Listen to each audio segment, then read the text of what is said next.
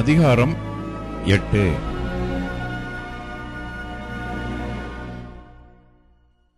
ஞானமுள்ளவனுக்கு ஒப்பானவன் யார்?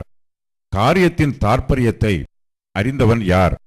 மனுஷனுடைய ஞானம் அவன் முகத்தை பிரகாசிக்க பண்ணும், அவன் முகத்தின் மூர்க்கம் மாறும்.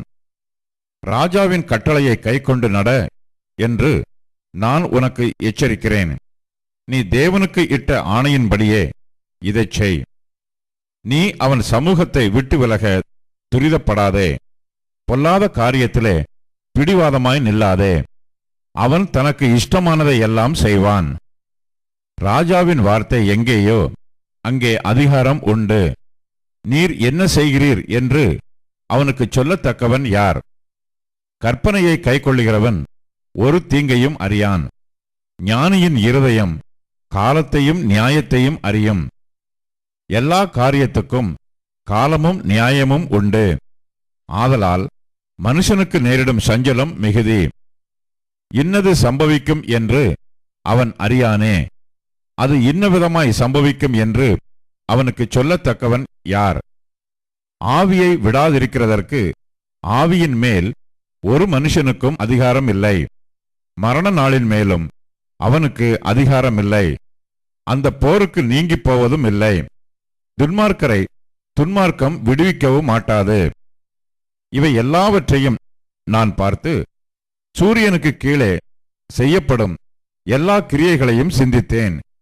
ஒரு மனுஷன் தனக்கே கேடுண்டாக வேறொரு மனுஷனை ஆளுகிற காலமும் உண்டு.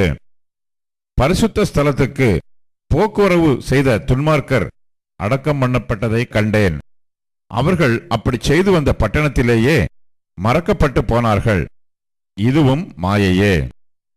துர்க்கிரியைக்கு தக்க தண்டனை சீக்கிரமாய் நடவாதபடியால் மனுபுத்திரரின் இருதயம் பொல்லாப்பைச் செய்ய அவர்களுக்குள்ளே துணிகரம் கொண்டிருக்கிறது.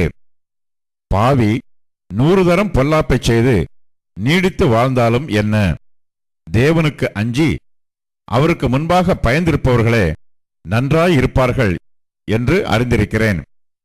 துன்மார்க்கனோ நன்றாயிருப்பதில்லை. அவன் தேவனுக்கு முன்பாக பயப்படாதிருக்கிறபடியால் நிழலைப் போல் இருக்கிற அவனுடைய வாழ்நாள் நீடித்திருப்பதும் இல்லை. பூமியின் மேல் நடக்கிற வேறொரு மாயையான காரியம் உண்டு. அதாவது துன்மார்க்கரின் கிரியைக்கு வருவது போல நீதிமான்களுக்கும் வரும்.